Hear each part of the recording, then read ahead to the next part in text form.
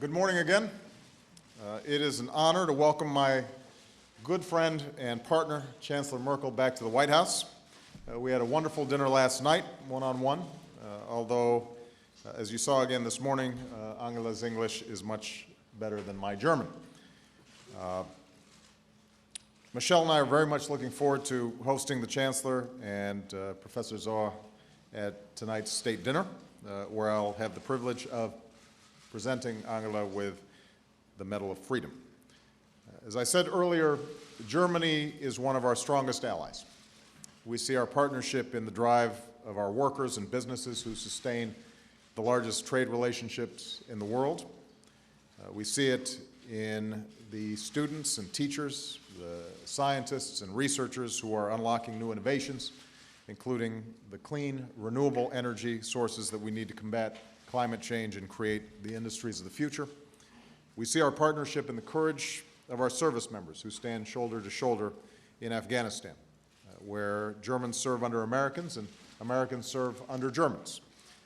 Chancellor Merkel, I want to thank you and the German people for your strong commitment to this vital mission, and our hearts go out to the wounded warriors and all the families, American and German, and others, whose loved ones have given their lives to keep us safe.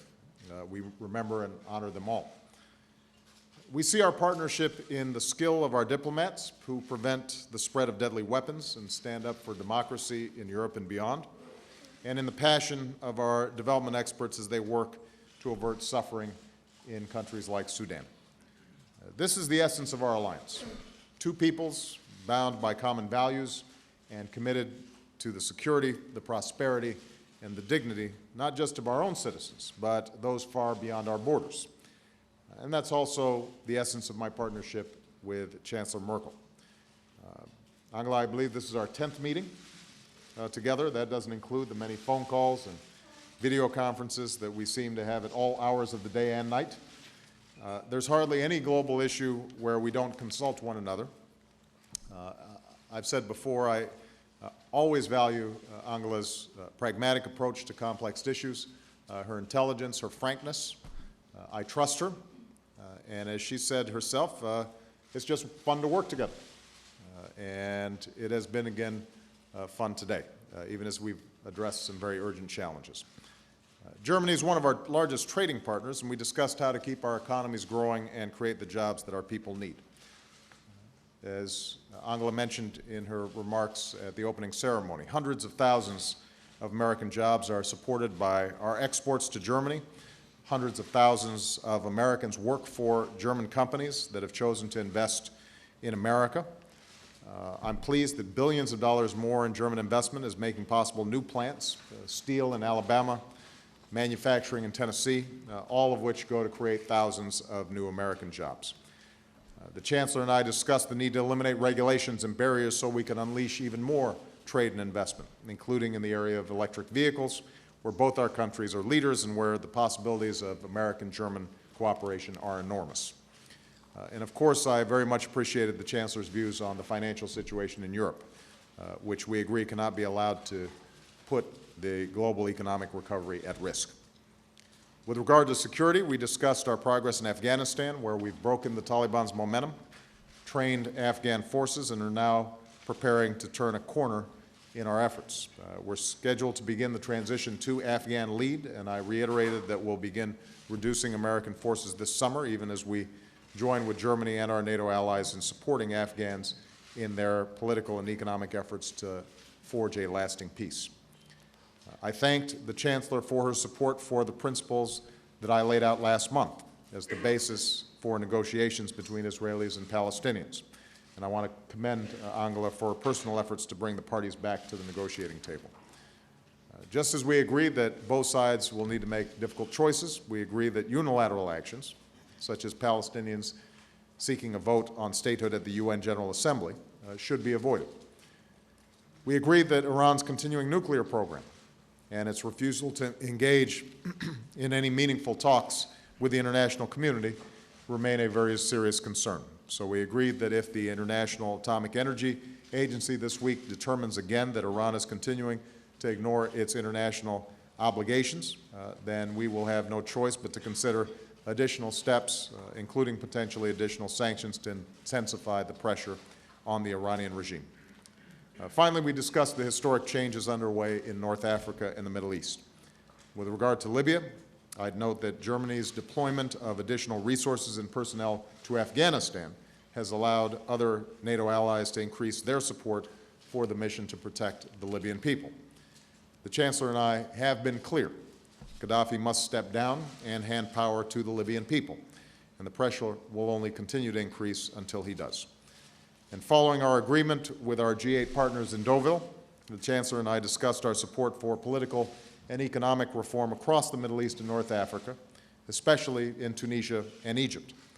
The United States and Germany are the two largest donors of assistance to the region, and we agree that this historic moment must not be squandered.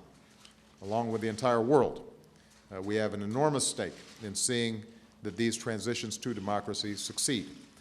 And given the Chancellor's own remarkable life story and her experience in helping to heal the wounds of the past and build a united Germany, I very much appreciate her leadership and her partnership in this effort. So again, I'm very grateful to the Chancellor for being here. I'm confident that the great alliance between our nations is going to remain an indispensable pillar of a world that's more secure and more prosperous and more just. And I very much appreciate the personal friendship that I enjoy with the Chancellor. So, Angela.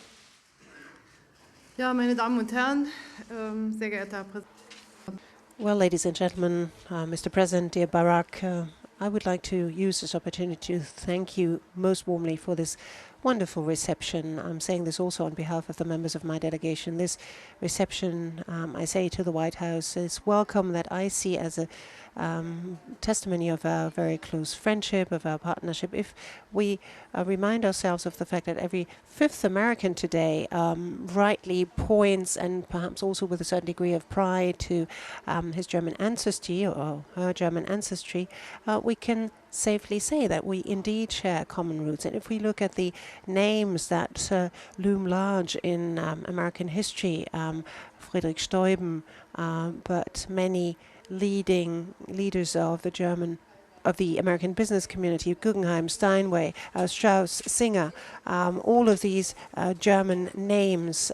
So that is a broad foundation of which we can build, and we are still grateful that so many Germans found asylum and a safe place to live during the Second World War in the United States. We have a broad-based exchange of students. We have cooperation in science. We work in air and space with the ISS. We share a lot of successes. I mentioned the 50,000 soldiers, American soldiers, that are present today in Germany are very welcome indeed in my country. Let me say this on a personal note. Without the United States of America, I would in all probability not be able to stand here before you today. Overcoming the Cold War required courage from the people of Central and Eastern Europe and what was then the German Democratic Republic. But it also required the steadfastness of Western partners over many decades, when many had long lost hope of integration of the two Germanys and Europe. Many perhaps didn't even want this anymore, but the then President George Herbert Walker Bush said German unity, European unity is indeed something that deserves our support. So there are a lot of tasks that we have in common, a lot of challenges that we need to meet together. We're doing this in the spirit of freedom, of shared values. We want to bring these values to bear on the international agenda. We were dealing ever since the month of January with these issues, in the Arab Spring, in Syria, in Tunisia, in Egypt, in Libya. That is a very great challenge. But if I remember, let me take you back perhaps to the period after the Second World War, when through the Marshall Plan, Germany was able to get back on its feet again. I see this also as a common task, as a task of the Europeans and of the Americans and the Germans to support this change, to make it possible for these young people to have a perspective for the future. We talked about this. We talked about Germany in particular with its experience in vocational training schemes, offering an alliance for jobs, for training and education. We're working together with the Egyptians and the Tunisians on this with our foundations. Building up institutions, for example, is something that we want to do. I said that we, after all, opened up an office in Benghazi that will serve as a clearinghouse for training schemes, for example, for the security forces, the police there on the ground, and we will also, through an additional commitment to Afghanistan, lend our contribution to mastering the common challenges. We talked about economic issues in the G20. We worked very closely together, and I believe we have been able to make a lot of progress there and be successful. The situation in the Eurogroup in Europe obviously is also of very great interest over here. Our finance ministers talked about these issues, but we too talked about this at some length. And I said yet again, for Germany, Europe is not only indispensable, it is part and parcel of our identity. We've always said German unity, European unity and integration, that's two parts of one and the same coin. But we want, obviously, to boost our competitiveness. We are very much aware, very well aware of the fact, both of us, I think, that we are in a tough competition with the emerging economies. So Europe needs to be competitive, and we also need to be competitive if we wish to remain an interesting economic partner for the United States. This has to be done on the basis of strength, of competitiveness. So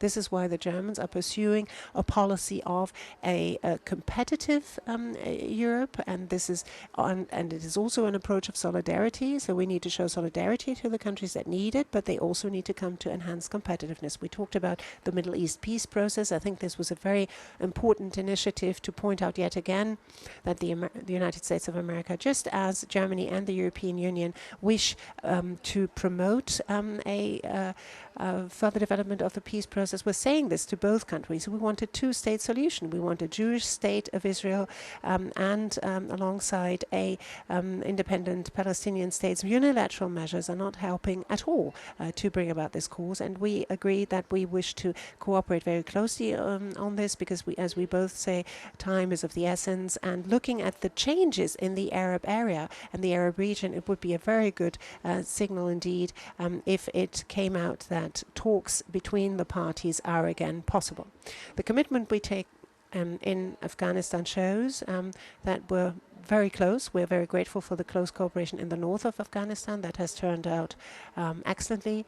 We share the opinion that in Afghanistan, we wish to approach the matters in a sense of an integrated security approach, a network security approach.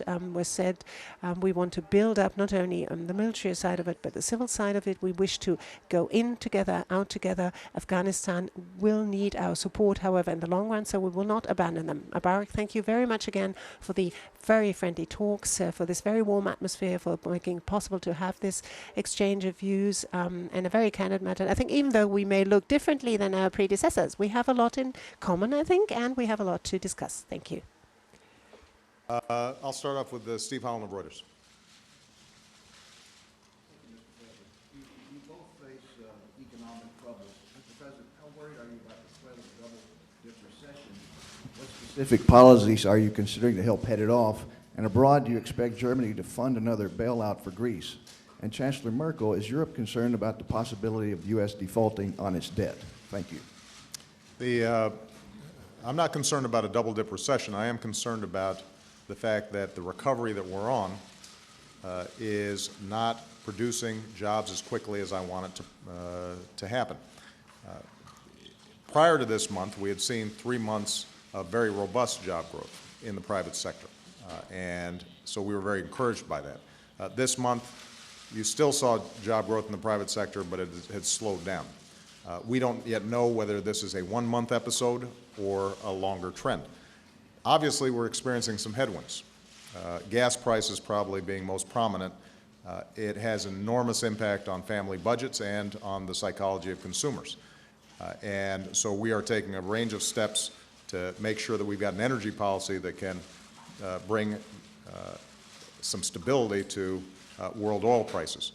But the overall trend that we've seen over the last 15 months, over 2 million jobs created over the past 15 months, a rebounding of the manufacturing sector in the United States that's exemplified by the recovery of the big three automakers here, all indicates that we have set a path that will lead us to long-term economic growth. But we've still got some enormous work to do. And as long as there are some folks out there who are unemployed, looking for work, then every morning when I wake up, I'm going to be thinking about how we can get them back to work. Some of the steps that we took during the lame duck session, the payroll tax, the extension of unemployment insurance, the investment in, the tax breaks for business investment in plants and equipment, all of those things have helped. And one of the things that I'm going to be interested in exploring with the members of both parties in Congress is how do we continue some of these policies to make sure that we get this recovery up and running in a robust way. We then have a set of long-term competitiveness challenges that aren't so different from what Germany or any advanced country is having to go through in the 21st century, where we have emerging markets who are becoming more competitive themselves, and we're going to have to step up our game. So making sure that our school systems are working well and we've got the best trained workers in the world, making sure that we're investing in infrastructure so that we can attract businesses to our shores, making sure that we reform our tax system so it's less complex, more transparent, and is encouraging of business investment, and getting a handle on our deficit in a way that's balanced and sensible. So we're going to have some days where things aren't going as well as we'd like. There are going to be some times where we're surprised with better economic data than we expected. We are on the path of a recovery, but it's got to accelerate, and that's going to require a continuation of a lot of the steps that I've already discussed.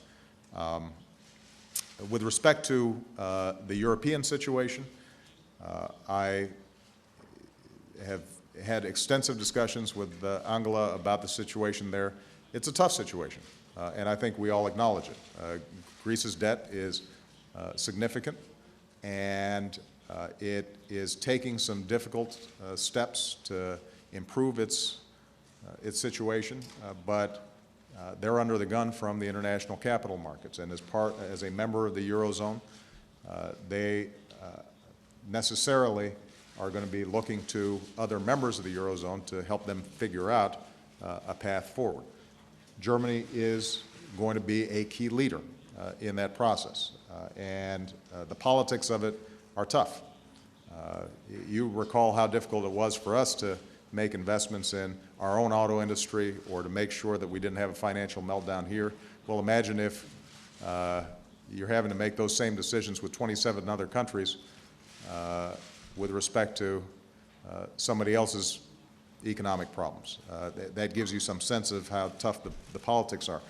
But I am confident that Germany's leadership, along with other key actors in Europe, will help us arrive at a path for Greece to return to growth, for this debt to become more manageable. But it's going to require some patience and some time, and we have pledged to cooperate fully in working through these issues, both on a bilateral basis, but also through international financial institutions like the IMF.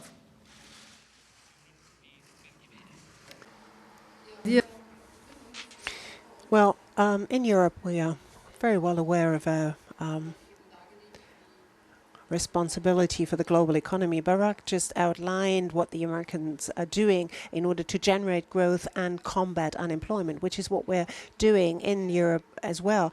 Through the global financial and economic crisis, we've seen how interdependent we are, and the stability of the Eurozone is therefore an important factor of stability for the whole of the global economy. So we do see clearly our European responsibility, and we're shouldering that responsibility together with the IMF.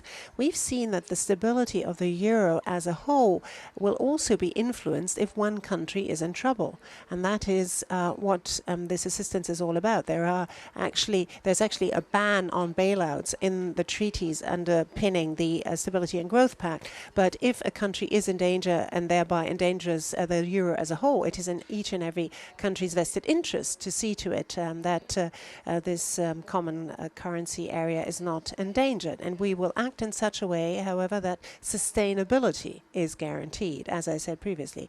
As far as the situation in the United States is concerned, I think each and everyone ought to deal with his or her own problems. We in Europe have our hands full already with what we need to do, and I'm absolutely convinced that as we shoulder our responsibility and meet our responsibility, so will the United States of America. Mr. Brusser?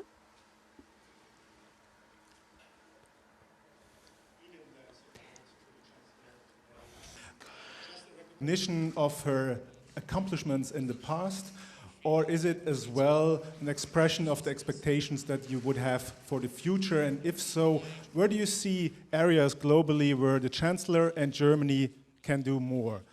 Und Frau Bundeskanzlerin, Deutschland erntet ja auch in den USA viel Anerkennung für seine Wirtschaft. And Madam Chancellor, addressed to you, Germany is after all actually being praised in America through its economic might, its progress. Does this mean, however, also that it entails certain enhanced responsibilities and where you have to live up to responsibilities, or do you think Germany needs to do more in the future? With respect to the Medal of Freedom, it certainly is a recognition of the Chancellor's remarkable career. I think not only has she been an excellent steward of the German economy and the European project, but she represents the unification of Europe through her own life story and the capacity to overcome the past and point towards a brighter future. The extraordinary work that she's already done, I think, would by itself merit the Medal of Freedom. Fortunately, she's going to be around quite a bit longer, and so she's going to be doing outstanding work in the future. Her leadership will be critical on economic issues of the sort that we just discussed in the Eurozone, and I very much compliment her on the courage with which she approaches some of these very difficult political issues at some significant political costs to herself. On the international stage, there's no issues that we don't coordinate closely with Germany. Our work in Afghanistan, our work together with NATO, the approach that we've taken with respect to the Middle East and the Arab Spring, our approaches to development issues, and how we help the poorest countries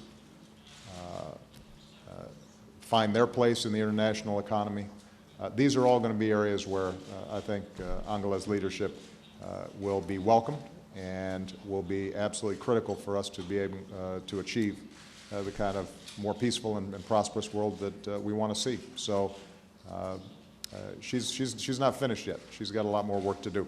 I know sometimes she probably wouldn't mind a couple of days off, but she'll have to wait for that.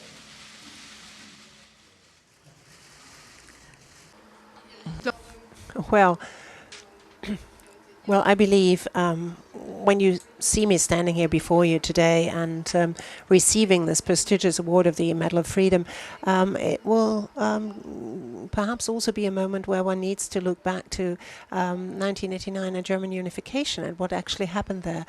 If you like, Germany entered into a qualitatively new phase. We were all of a sudden a reunited country, a country with all rights, but also with all the obligations. If I think back to the beginning of the 90s, we were struggling for a decision that would enable us to send ships on the Adria, taking part in reconnaissance missions. And if you compare this to where we are today, you see the road that we have traveled in the direction of assuming more international responsibility. Military missions, participating in military missions are part and parcel of that, on the Balkans, in UNIFIL, in Afghanistan, in combating piracy, and in many other areas. But What's also important in this context, and that's an approach that we both share, Barack and I, is that we need to combine military and civil engagement. And so I think we live up to our international responsibilities. The world is full of problems that we need to address. That's a reality, and you cannot have enough partners that work together with you in a coordinated way. And this is why this cooperation is so extremely important for our common future. I'm saying this also as someone who comes from Europe. The changes in North Africa are changes that happen on our doorstep. Those are our immediate neighbors, and we have a choice. Either this works out well, or we have an enormous refugee problem. And so it's not only out of charity that we help people. There's not only a moral obligation, but we have also a vested interest in seeing to it that this continent, this region comes on its feet.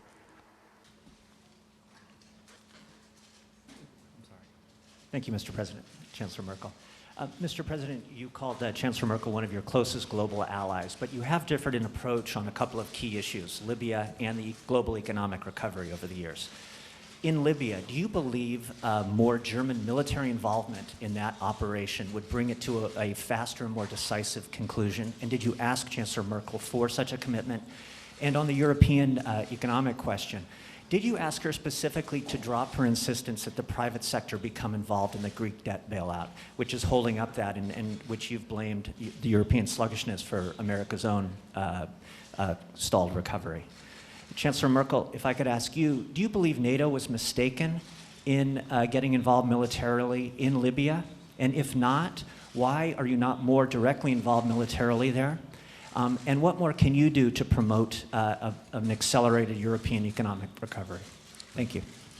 Well, first of all, with respect to Libya, I think it is important to note that this is a NATO operation that's fully integrated, which means you have German personnel who are involved actively in these activities in their NATO role. As I indicated before, Germany has stepped up and taken additional responsibilities in Afghanistan that have freed up resources for us to be able to conduct our operations in Libya. Chancellor Merkel and I share the belief that Gaddafi needs to step down for the sake of his own people. And with respect to the pace of operations and participation, I think if you look at where we were 3 months ago and where we are now, or 2 months ago and where we are now, the progress that has been made in Libya is significant.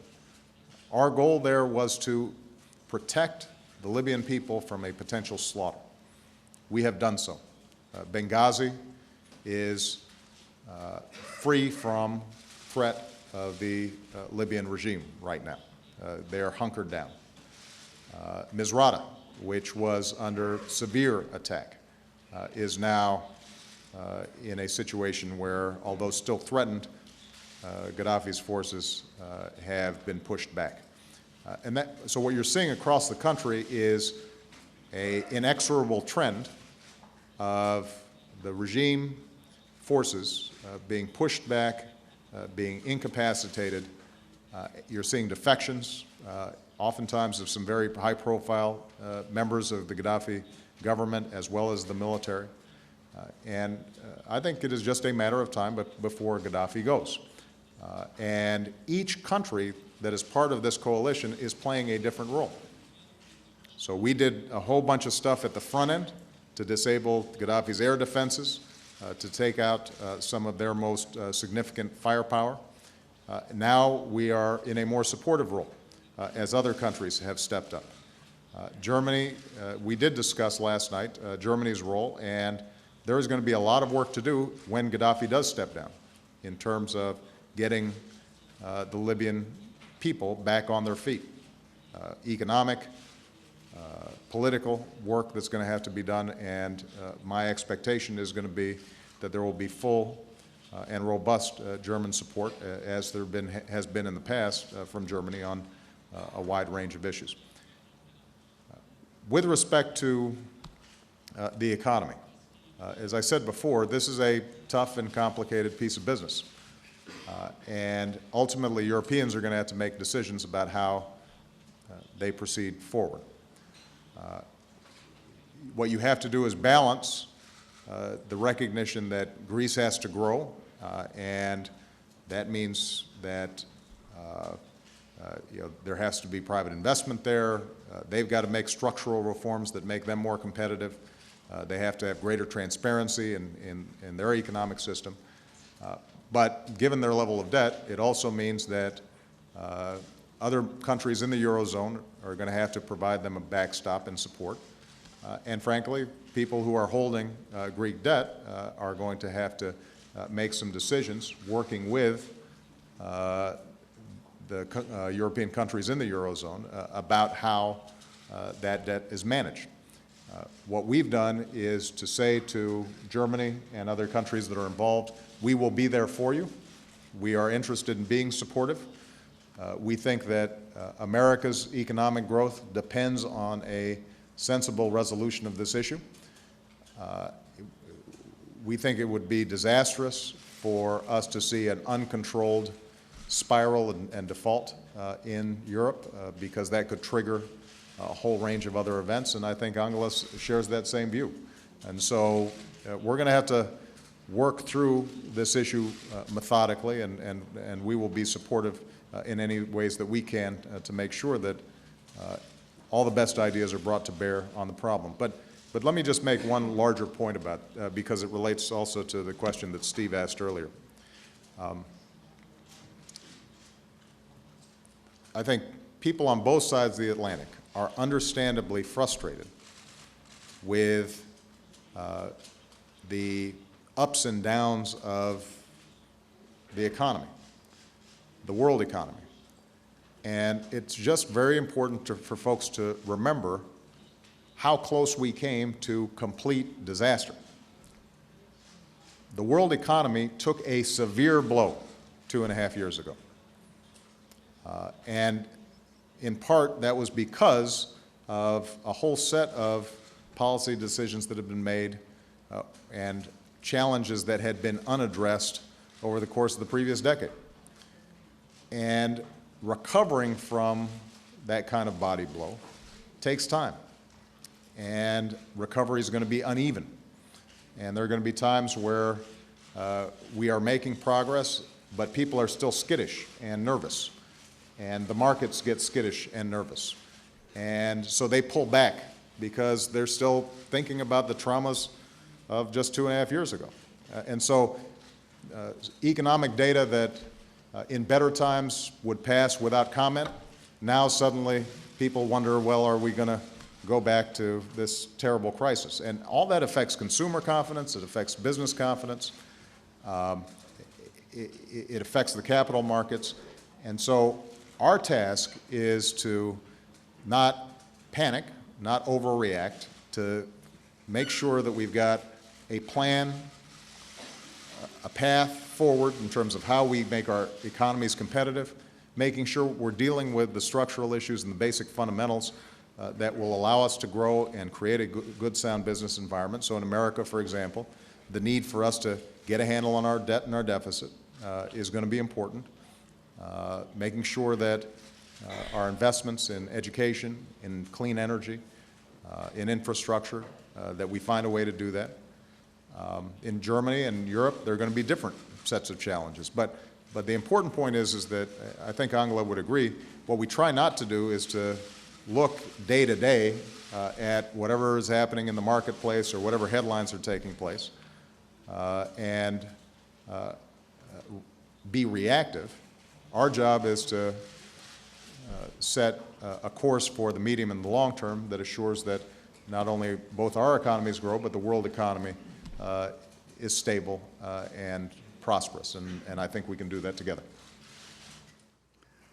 Ja, vielleicht. Well, maybe I should comment briefly on this as well.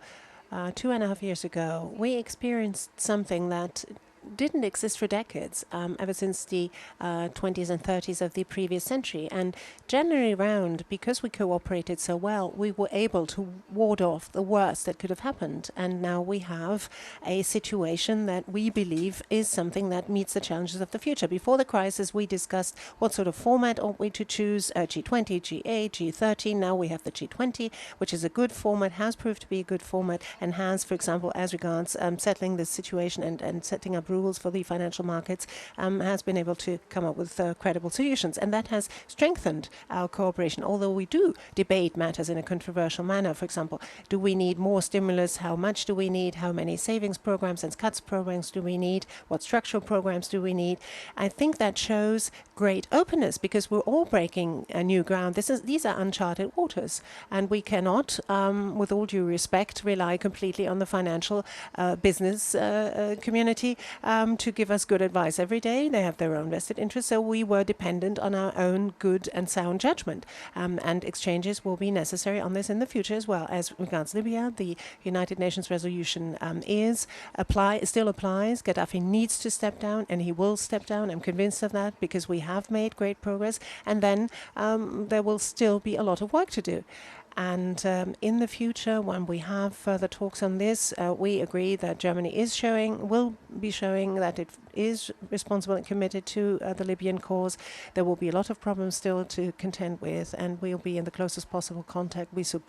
Germany supports the NATO operation simply by being present in the staffs there, and also by stepping up our commitment in Afghanistan.